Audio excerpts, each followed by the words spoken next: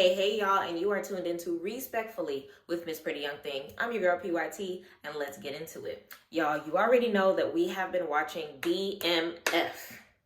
Not Blowing Money Fast, but Black Mafia Family. And season 3 is off to a great start. We've already talked about season 1 and how it turned into going through the franchise from the humble beginnings of BMF all the way to where we are now with Meech setting up shop in ATL. Okay, so we're now on season 3, episode 3. So if you haven't already done so, go ahead and check my other videos for season 3, episode 1, as well as season 3, episode 2 before we start on here. Spoiler alert, if you have not watched the other episodes, watch those setups first, okay? And then you can go ahead and watch this recap as well. So while we are getting into that, y'all, please do me a favor and subscribe. Send this video to a friend, like, and feel free to comment on what you think is going to happen next, how you feel about the past episodes, whether or not you feel like the couple is going to get a divorce as far as the mother and father goes, as far as Mr. Raw Dog Charles. Do you think that he's going to remain in the doghouse while his wife goes ahead and skedaddles with her old high school fling? What you think is going to happen with Neo's character, how he's going to seek revenge as far as him getting beat up in that parking lot by Meech as well as his homeboy. How you think Terry is going to go about trying to keep alive his secret relationship with Lala. Y'all, there's so many different things that need to be debunked. There's so many different things that need to be talked about. And let's start off by saying, I told you so. Pimp Molly Mall, I told y'all Neo's character was up to no good. You saw at the end of season 3, episode 2, that they ended up whooping his ASS in the parking lot, pulling him out the car and doing a number on him because he is actually the one that sent the message over to the Haitians about what Meech had going on in the first place, which means he was the snake. But that does not, to me, rule out 2 Chainz's character. I still feel like he is up to no good. Okay, y'all remember towards the middle of season 3, episode 2, the last episode from last week, that he was like trying to be in the mix and all in the wrong like all in the face, but trying to distance himself from Meech to act like he don't give a dang, but always trying to be in the what and the why and the how of everything. And it's like you can't really make out his character, but he seems to be like in position to be like a Neo character as far as setting him up on the back end. So you never know, but we already know from episode 1 that Meech gave him some information that he's waiting to see whether or not he is going to spill. Will he spill it? We'll find out. So let's go ahead and tune in to season 3, episode 2. So, this is the recap, okay? And I'm going to try my best to make sure that we focus on all the key points in this episode while I do my makeup. If I miss anything, you guys let me know down below. So much action in this episode. You saw the Jack the Rapper brawl. It was crazy. Detective Bryant hooking up with Henrietta. And it seems like he's not about to lay down. And he wants to go against Terry and Meech no matter what when it comes to their circumstance. We know he's not about to let this down easy. As the season continues throughout, we know that Meech most likely is going to continue to have issues with Glock. Rodney Greeny Green, Neo, was taken out, but we're going to see what happens next. And then, of course, 2 Chainz's character Stacks, which we know can't be trusted. I feel like in this episode, once again, you think that he can't be trusted because I have a feeling it's not over as far as the drama that's coming Meech's way. Now let's go ahead and recap. So I love the fact that the episode began with the history between Meech and Hops. And it starts off with the quote, and the quote read, my pop was more of a gospel man, but he loved Marvin Gaye and I do too. I love Prince and Michael Jackson's music, and that made him take time to listen to their music too. And it has a picture of Meech as well as his father. And that quote, of course, was from Demetrius Flannery, aka Big Meech. I'm still like dope and hype about that. So we know that Meech has to use his dad to get the new home in Atlanta. And it was good to see them two together, especially with everything that they been through over in the D. So after the flashback with Meech and his pops, we get to see Meech going back to his spot, and all of a sudden he is being robbed. So we know Meech needs to use his dad to get the new home in Atlanta. It was so good to see those two together, especially after everything they went through in D-Town. All right. So after the flashback of Meech and his pops, they go into Meech going back to his spot, and all of a sudden he is being robbed. They push him down off the side of the porch. We see that it's the Clyde character that is a part of Remy's crew that's actually robbing him. And I told y'all before that I feel like Stacks is the one that let him in, and that it was a setup, and he's acting as if they got robbed. 2 Chainz's character, but in reality they helped him do it. Let me know how you feel about that theory, because I really feel like 2 Chainz's character can't be trusted. I feel like he's too vocal in the wrong ways. I feel like he has a 1-up and is acting like he don't, and is just trying to weed out Meech's character and kind of figure out whether or not, you know, like he's trying to have his cake and eat it too, as in, you know, dipping and dabbling with, you know, what money that this new Detroit character is bringing to the table, while simultaneously making his ATM money on the side. Like, he got 1 foot in and 1 foot out. Let me know what you think about my theory. So, of course, I would not be surprised if what he has going on is just a front to act like he ain't got nothing to do with it when it comes to him plotting for revenge. Okay, so now we get to the Platinum Palace. Relationship with Angel, about the setup with the MKs. She's saying she has nothing to do with that situation. She never gave that information out. She's trying to get this money. Jack the Rapper weekend. I'm not worried about you. I gotta go. So he's figuring out that it's not him. So it's not her, but if it ain't her, then the only other person that it could be is Rodney Green. So we get back to that scene, right? I would like to point out the fact that every time Meech is having a conversation with Angel, Rodney Green is not too far behind. You know, his character, Neo's character, is more of a pimp character, but we've never seen his pimp hand strong until later on in this episode. So we know that he owes him a little money because of what happened with the robbery, right? Meech owes him money, but Rodley gives him the history of Jack the Rapper weekend and how all the top dogs come in over this weekend, and that means it's going to be a whole lot of money to be made and a whole lot of money around. He wants to take advantage. So we get to Terry and to having a conversation about boys with business and how it's not too looking good with Henrietta stealing clients. Terry gets the conversation with Markeisha. She misses Terry. She trying to get them cheeks clapped, okay? And he's just like, nah, I'm good. I got business to take care of. I got family. You do you, okay? She over here, no, come by. My cooch moist. My poom is right and tight. He's like, nah, B, cool down. Put some water on that thing, and just hangs up. Them cell phones back then, he had to push the antenna down on her butt. And that's that. Lala, calm down. So we know it's not the MK that robs Meech. We know that it's Remy's boy, Clyde. They were talking about how Clyde was coming into the shop dressed up, wearing expensive clothes and chains and stuff like that.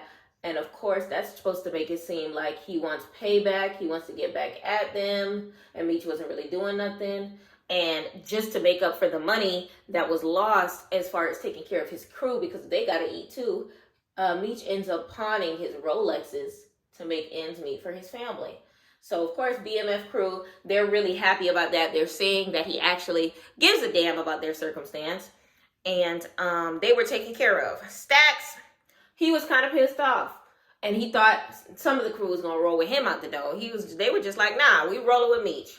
Including Lil Baby's character, Payne. Big shout out to Lil Baby for making a little debut into the BMF role, and I feel like he fit it perfectly, especially him being from ATL. He didn't have to fake the funk as far as the accent went at all, and we know Lil Baby is not dropping that accent at all. Okay? So, Meech is taking care of them no matter what. And we know his game plan is to go to Jack the Rapper Weepin in order to expand the organization and get more manpower. Okay, so we get to Terry having a conversation with his crew.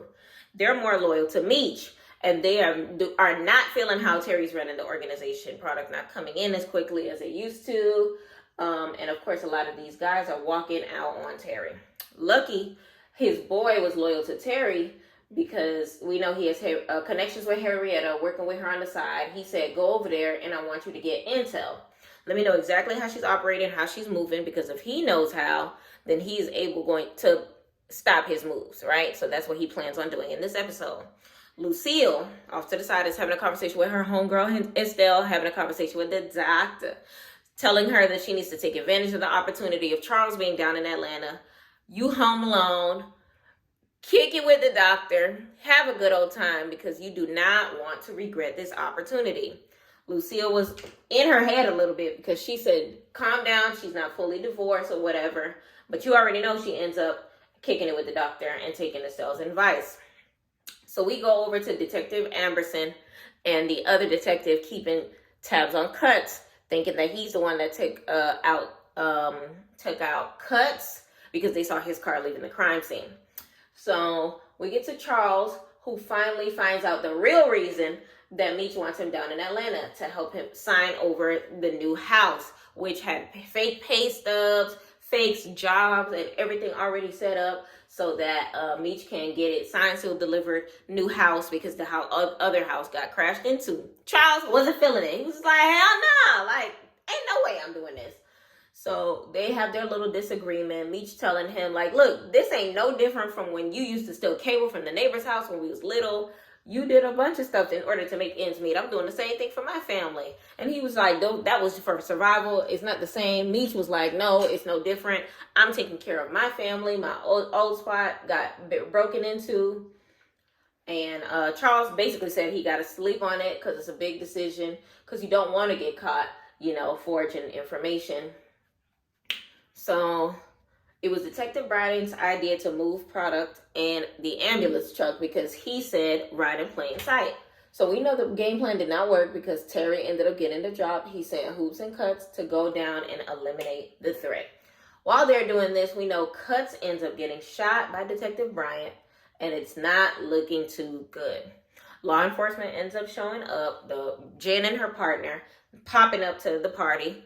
And they were already telling Cuts. Detective Bryant is shook because now he got to figure out how the hell he getting out of this situation. Which the detective ends up getting shot by Twan, and he was about to take her out. But Detective Bryant ended up taking out Twan with no problem at all. Did not even look like he thought twice about it. Looked at Veronica right in her face, and she looking like, why the hell are you here? Like, the time and place was crazy. Why were you in the truck? It's interesting how this is going to happen, on how he is about to explain to them what the hell was he doing in that circumstance. Let me know in the comments below how you feel that conversation is about to happen between Detective Bryant and his former partner. Do you think that he's going to admit to her, I'm slanging drugs? Do you think that he's going to have to take her out later on in the season? Like, how do you think that he's going to get away with this situation in saving her life from drug dealers, even though those were the same drug dealers that he was frolicking with, at the scene of the crime, because we know the detectives were actually following the ambulance. Let me know in the comments below how you think that part of the episode is going to end up playing out. So we know Cuts ends up getting taken in by law enforcement. Hoops was able to get taken away, and Henrietta wants payback. She tells Detective Bryant to tell her anything she knows on Terry, because he ends up putting all the blame on BMF. So this is when we see CPS comes in, talking to LaWanda and Terry about the living situation with the child, asking if he had asthma, under investigation. There's a chance that he might end up losing Terry Jr. because of Detective Bryant putting out information about them maybe being unfit parents. That's his little, revenge ploy to kind of sort of distract Terry so that they can move forward with their work. So Henrietta is seeking revenge in that way. So Jack the Rapper weekend in Atlanta. They're giving the history lesson on Black Radio Music Convention back in the day. Very classic type of event, okay? And we know it's some haters in the house. So Clyde is there from Remy's Clue. We know Glock is there as well. And we know it's going to be some tension up in the air in this scene. Raw Dog Charles is happy as heck to be at this event because, you know, he's a music man. He plays music. He has instruments of his own. That's what him and Meech have in common, and the commonality and the bond that they have together. Okay. You know, so I think that it's super dope that he is able to set that up for him. He knows that his dad loves music, but he knows he does not want his father there because the people at this event, they are not the safest and nicest people. So he wants to make sure his dad is good at all costs. So we know most likely that's not going to be the case. So the episode set up the whole storyline with Meech and Jay Pusham, aka Jay Bo, in the real life story. And he ends up talking about St. Louis, the pipeline, which is what happened in real life. And I feel like we may see that as far as the expansion into St. Louis later on with this Jay Pusha character. Going back to, you know, Lucille and the doctor. Okay, we know that she ends up calling the number on the card because now we pan into them at the park, you know, reminiscing. Okay. So he's basically doing everything that he has to do to make sure he gets the opportunity to get Lucille back. He wants her. So, of course, like I said before, we know that that was his high school sweetheart. And Raw Dog Charles stole his woman. So, yes, so we know that Raw Dog Charles actually stole his woman back in the day. So he ain't salty about it. He just know he still want him some Lucille. Some Lucille, okay? That is still the apple of his eye, okay? I'm gonna go ahead and mix these two together. I think I'm gonna go on the golder side since I got a little brown on. All right, so from there, he ended up bringing imported popcorn balls from Cleveland just in case he got the opportunity to hang out with Lucille. And he knew that she loved those. Very much writes her a check for the bake sale, about 10 grand, I think it was. He is not playing around. He is laying it all thick. She knows that she's going to have to make a decision very soon on whether or not she's going to keep going with Charles or moving on. So we know that her husband is going to end up seeing the check when he gets back home from Atlanta. Let me know in the comments what you think is going to happen from there. In my opinion, my humble opinion, I think Raw Dog Charles is going to end up meeting the doctor to tell him, stay away from my woman. I think that that is going to be how it's going to go down. If you have your own humble opinion on what you think is about to happen, let me know. Let me know. Let me know.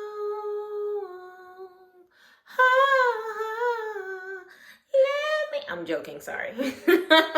But let me know in the comments whether or not you think that Raw Dog Charles is going to end up putting his foot down.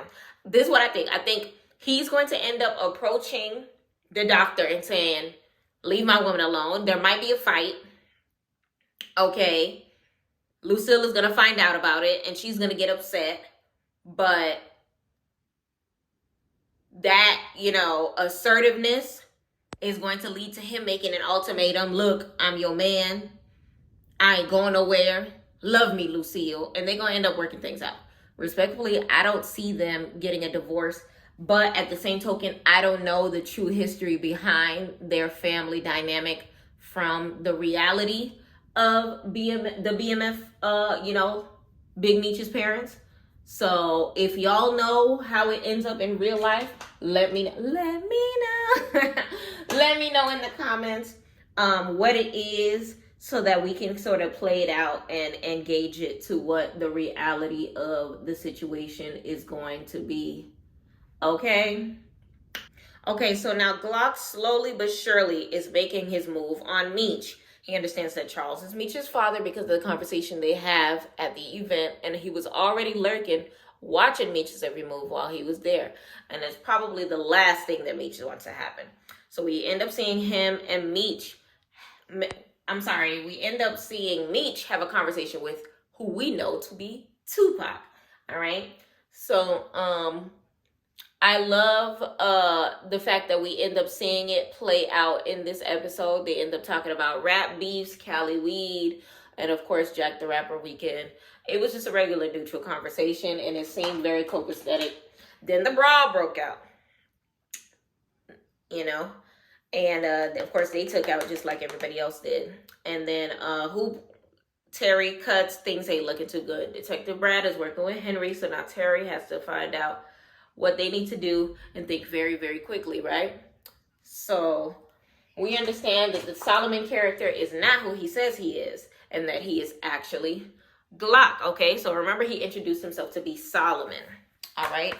Now I could already tell by the time he had that Haitian accent that who he was saying that he wasn't who he was saying that he was. And the young lady pointed out the chain that he had was a representative of their organization. What was it called? The something killers. And Charles is kicking it with him with the music in the background, talking about that. Meech is like, Dad, you gotta go. We gotta get him up out of here. Charles is like, hell no, what's going on? I'm sticking around. I'm not going nowhere, okay? Him and Glock have a conversation, go back and forth. Glock do not want Meech there, talking about you're not gonna get a free pass in my city, blah, yada, yada. But we know Meech was really just trying to do business with Glock on a good note. No issues at all, but apparently that is not gonna be the case. Glock ends up mentioning that he owns the security there, just like he owns the pimp that cleans his money. So now we know that it was Rodney Greeny Green that was the one that set him up in the first place. So now we know that he has to handle him when he gets back to the club. Brawl breaks out. Meech is throwing hands. Tina throwing stuff. Everything was going crazy. Meech knocks out Glock's right-hand man and then sees Clyde. He dropped him off. And then Charles knocks somebody out. They in there gang banging, letting them know that the Midwest does not play Detroit versus everybody. They end up going out because the Red Dogs come in and shut everything down. And once that happens, it's pretty much over. Pan out to Markeisha and Terry hooking up, trying to get her cheeks clapped or whatever. But Lucille comes in and ruins the moment. She's pissed off at him, telling her that he needs to handle the child CPS circumstance because it's getting serious, about how she was in foster care when she was growing up and it was not the best thing, and she wants to make sure that he's doing what he got to do to protect the family at all costs. Terry saying, don't worry about it, it's going to be okay. All right. Meech and Charles driving home, they having a conversation about the event. He's mad because he was looking forward to the music event, but things didn't play out the way that he wanted it to. Meech tells him he's not giving up on his dreams, trying to take care of his family, and they going back and forth about it. But Meech basically explains to him, look, he needs his father's help as far as the new house, because he is basically doing what he's doing because of all the things that he saw his own family go through, and that he's the first Flannery that can control his own destiny. So we know Charles ends up agreeing to help him out as far as the new home situation. And finally, we see these two have a positive relationship as far as this series continues to air out. So we know things weren't the best at the very beginning. It's good to see the change. So we go to Henrietta kicking it with that white girl with her cousin watching, which was cringe. Cousin upset about what happened with Twan or whatever, smoking. She ends up sending the white girl to him for her to top him off. Look, don't worry about that. I'm going to handle it. So we already know that she wants revenge on Terry and BMF, okay? So now we get to Rodney Greeny Green. Now we finally get to see the real Rodney Greeny Green, because we have seen him in his nice act at the club, breaking bread with Meech, or whatever the case may be. But we've never seen him like with his pimp hand strong. Okay, so we finally see him in the car in full-on pimp mode, okay? You ain't ish without me, okay? Who are you without Rodney Greeny Green? So you see him in the real pimp, running his mouth to Angel, telling her that she ain't nothing, she ain't all that, or whatever, being very disrespectful. And then he gets snatched up out the car, okay? They beat him down, okay? Snatched up. And Duffy ends up sticking him in the leg with a glass bottle or corner of the abdomens.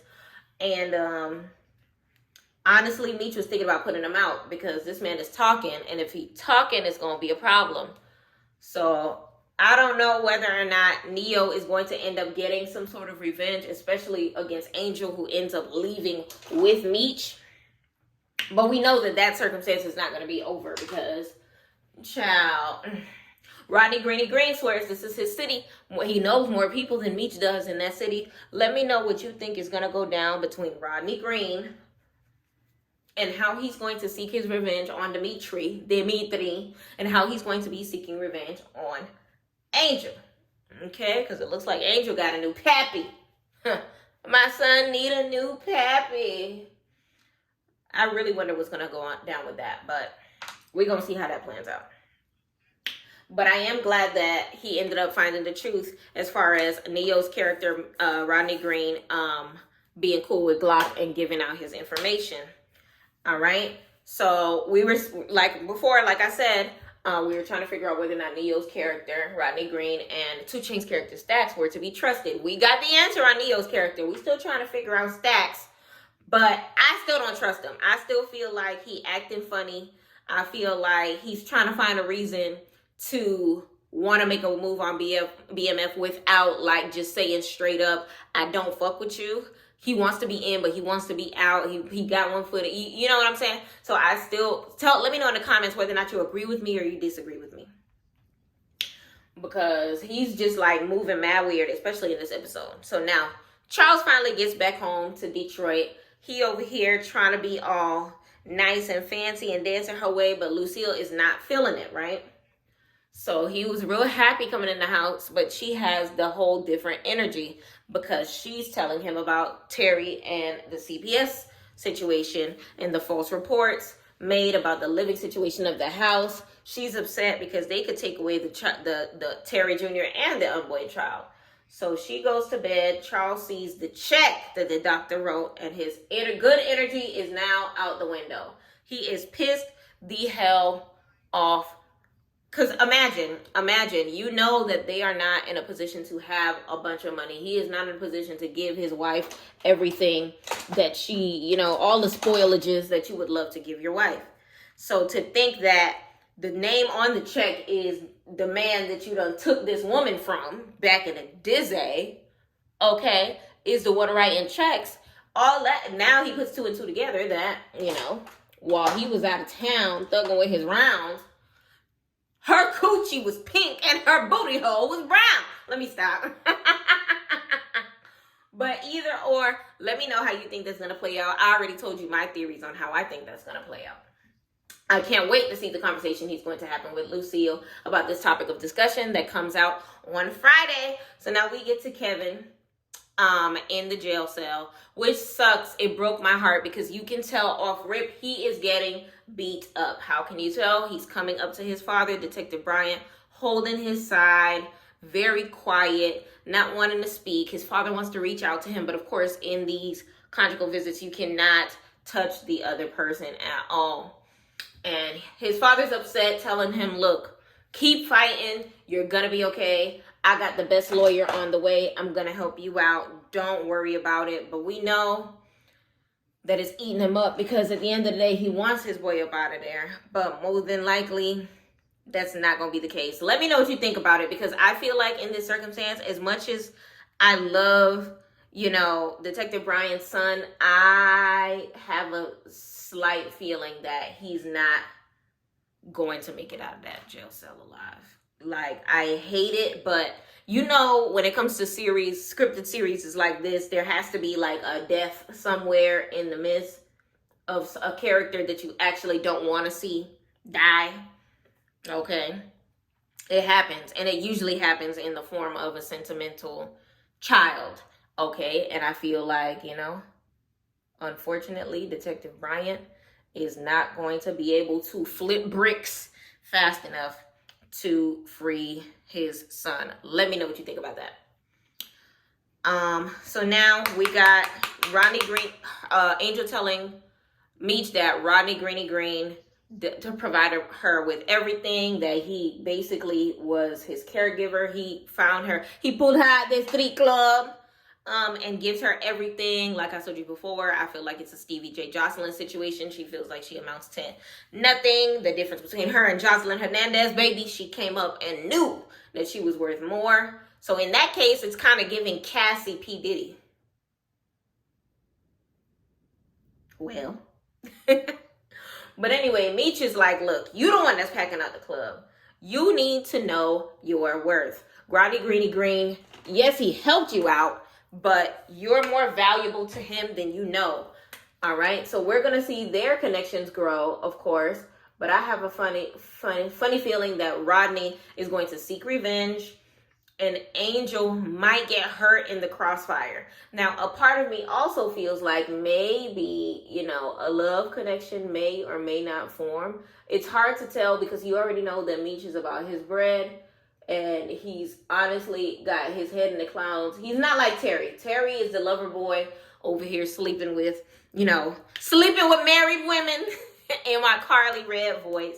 So we'll see how that turns out. I doubt it'll turn into a love interest situation, but my eyes are peeled to Roddy Green, aka Neo. So towards the end of the episode is Terry and Detective Bryant.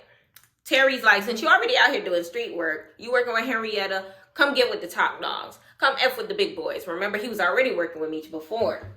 And he said, if you with us, you really gonna be eating. You can take care of your son. Detective Bryant said, hell nah. Y'all my problem. You and your brother should be locked up, not my son. And he is not going. Terry tells him, well, if that's the way that you want to go, just know you gonna get ran over. So Detective Bryant tells him, well, I guess I'm just gonna have to get ran over. Pride is priding, okay? He don't care what Terry talk about. He wants to take them down no matter what. He wants to take care of his son without getting in, cahoots with them. The beef is just getting thicker, okay? And finally, Detective Bryant gets what he wants. And maybe he might take down Meech and Terry. Let me know what you think about episode 3. Hold on, y'all know I'm blind. I gotta get up close, but let me know what y'all think about episode 3. It ends with Detective Bryant riding off into the sunset while Terry watches his car go off. Let me know whether or not you feel like it's Detective Bryant that's gonna end up messing up business as far as what led to Meech going to jail in the first place, in the truity of the story. And let me know what you think about everything else that we talked about as far as Raw Dog Charles and whether or not he's going to get out of the doghouse with Lucille. Let me know what you think about how Henrietta is going to continue to seek revenge on Terry. Let me know how you feel Detective Bryant is going to seek revenge on Big Meech as well as Terry. Well, BMF as a whole. Let me know what you think about how Neo is going to seek revenge. It's a lot of revenge happening, okay? Let me know how you think everything is going to play out. I can't wait to see how Meech and Terry is going to handle all of these different enemies, especially how Rodney Green, being the snake the whole time, which we predicted. Well, I predicted. I want to see what's going to happen with Stacks, Glock, and of course, Henrietta. I'm so excited to see what's going to happen when it comes to the breakdown as far as that. And I'm about to put on my lashes, and we're almost done with this look. Okay, so I have my lashes. But yeah, y'all, so let me know what y'all think is going to go down further when it comes to this episode. I really appreciate y'all's support when it comes to this BMF series. And while I'm putting on my lashes, I want y'all to let me know what y'all think is going on with the Power universe. So really quick, I don't know if y'all have been paying attention, but in the trailer that just recently dropped for Power Book 2 Ghost, they are saying that this is the final season, which I think is season 5, right? From what I've been reading in different articles as well as YouTube videos, shout out to YouTube, budget is the reason why they can't continue. Let me fix this lash. So all in all, it's seeming like it's getting more expensive as the seasons are going on. And according to them, the last season was the most expensive season. My humble opinion, off Mary J. Blige's character, That cuts a couple $100,000, okay, off white boy, Tariq's best friend. That cuts a little bit because he's been in every season, which means he's probably getting paid a pretty penny. Move over Lorenz Tate's character and, you know, end with, don't put him too frequent in this season so that it can formulate the spinoff that they were talking about making with him.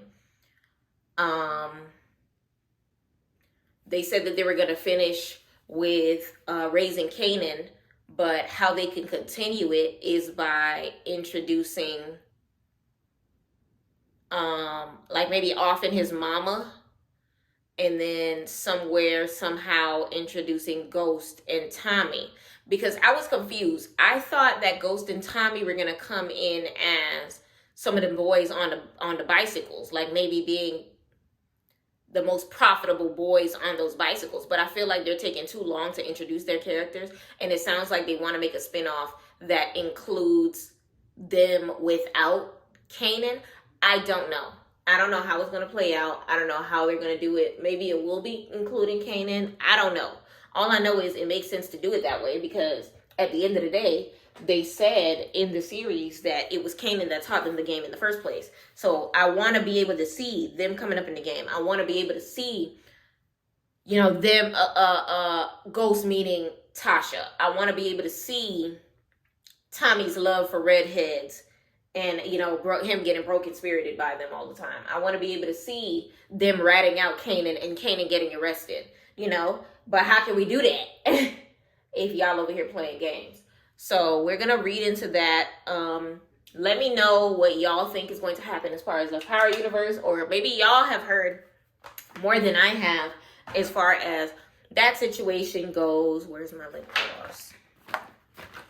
Let me know what you think the final situation is going to be when it comes to Power. Okay. There we go. And y'all, the final look. Talk to me nice. Now, in the spirit of my forehead looking the same as the rest of my face, we gotta dab a little bit of that there. And some light concealer to mesh it together. How do I look? Ooh. Y'all, I appreciate everyone that took the time to watch this video once again. And like I said before, feel free to comment on anything that we talked about. If you like this video, feel free to like it. If you want to talk about it with a friend, go ahead and share it. If you're liking all the content that I have, feel free to subscribe. Please subscribe. If you made it to the entirety of this video, you might as well subscribe. And of course, stay tuned. Next episode is going to be season 3, episode 4, which is going to be taking place this Friday. Okay, I can't wait. And y'all, I am all dolled up. The hair is hairing. The professionality is professionalitying. Okay, if you want to catch more of me, feel free to catch me on the Plenty of Fish platform or the Meet Me platform. Catch me live anytime. And until next time, thank you for watching PYT TV. Respectfully.